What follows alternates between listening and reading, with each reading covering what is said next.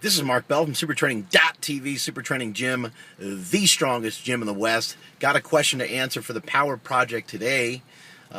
This question comes off of YouTube from a guy named Wilbur. And Wilbur wants to know, how can you salvage the day if things aren't going so well? And this is a great question. This is a great topic. So everybody, listen up. Some of the things that you want to do as you're working out is you want to work up slowly. This is something that I've been a big proponent of, a big fan of over about the last 2 years or so. But it even drilled into my giant fat dome even better when the strongest power lifter of all time, Donnie Thompson, came out here with his 3,000 pound total and proceeded to teach me about the Thompson squat cycle. And the Thompson squat cycle is 5 sets of 2 reps, box squats, and every set you work up in weight or you work up with an extra chain. So for example, you'd have, like, let's say 3 plates on the bar, and you start out set number 1 with about a chain or 2 per side. Let's just say 1 chain for argument's sake. You do that set, and you add 1 chain per every set. Or using straight weight, add about 20 pounds per set. Something like that.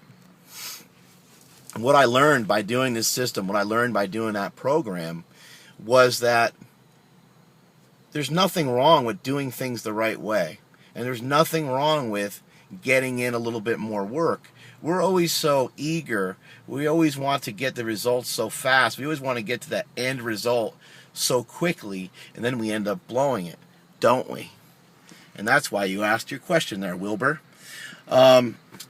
So you're going to have to make smaller jumps. That's my first recommendation. How do you salvage the day? And the answer is, don't F it up in the first place. See that? I used an F instead of the actual full word. Working on it. But that would be my first recommendation.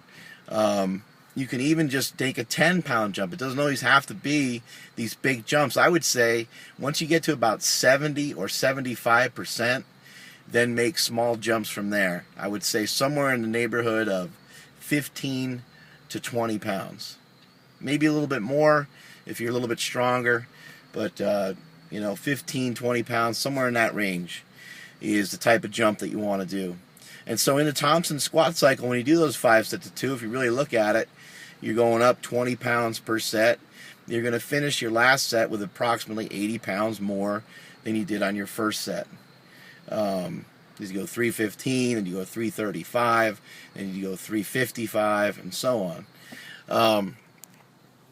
So it's not really that much more weight than set number 1 in the long run. It's not really a ton more weight. You could have really just jumped that 80 pounds and just went right to it. However, in the Thompson squat cycle, you end up getting a lot more volume in. And even to go a step further, rather than just getting in the volume, you're getting in the practice. And you're practicing perfectly. And you're getting in good, quality, clean sets. You're working hard, but you're also doing things the right way, doing things properly. And that is very important. Some other things you can do to salvage the day. Let's say that you do follow some of the rules and principles that I just laid out for you, but even in doing so, you still kind of screw things up a little bit. Some other options that you have are to go back down and wait. Don't try your set again. If you screwed up and you missed a 405 squat and you're frustrated and you really feel you got the strength to do it, don't bother trying to do it again. Just realize you're going to get it some other day. You don't want to teach your body to miss. You don't want to miss and miss and miss and miss. If something happened, if you stumbled or something weird happened, then by all means go back, give it one more shot. Don't be a wimp about it and hammer that 405 squat out. But what you can do to salvage the day when things are up against you, and it happens to everybody, no matter who you are, you can just go back down and wait. And you can start to establish some rep records with different weights. I've talked about this in the past, talked about this before. So again, using 405 as an example in a squat, you missed the 405. Let's say you got 385 before that or something like that.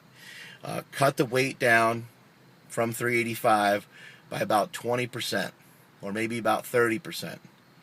Cut the weight back about 30% and establish a rep record, or get on a certain amount of weight that means something to you, whether it's 300 pounds or 315 or 225 or 275 or 295, whatever the number is, and start to establish a rep record. You can use 100-pound increments or 50-pound increments and establish rep records with those. So you take, in this case, you take 300 pounds and rep it out. Hopefully you get about 6 to 8 reps. Next time you try the same squat routine, hopefully you get a little bit more reps. Or you can try 350, or you can try 250 or 275 or something like that. Try something different, try to mix it up. Try to establish several rep records for a given exercise. Maybe about 3 different ones would be good. That way you're not too much all over the map. So something like that would help. Then when you're done with that, you can practice and you can do some sets of 10 with just a plate on the bar, just something real light, and just practice your squat, practice your trade, learn how to power lift, learn how to become a power lifter.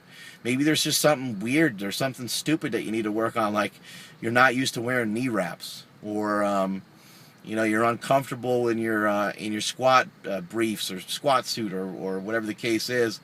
If you're in a squat suit or squat briefs, you're not going to be able to go that light like that. 135 won't work. But take the weight down to something that's very, very manageable, something that's very, very easy to work with, something that's very easy to do, and do it. And do a couple sets of it. Maybe do about 3 or 4 sets of it. There's nothing wrong with doing things the right way. You will not get arrested, and you will not go to jail for doing things the right way. When you practice perfect form, the only thing that's going to happen is you are going to improve. You're going to get stronger. You're going to do better. You're going to perform better. So there's nothing wrong with just practicing stuff every once in a while. Don't always be in such a rush to get stronger. Strength is accumulated over a long period of time. And this is a marathon and not a sprint. I'm sure you've heard that quote before, but it really is. And you don't want to make stupid mistakes. You don't want to teach your body to miss a lot of lifts. You want to make sure you're getting good quality training in, and that you're making your lifts and that you're practicing as perfectly as you can. And that is it from supertraining.tv. Later.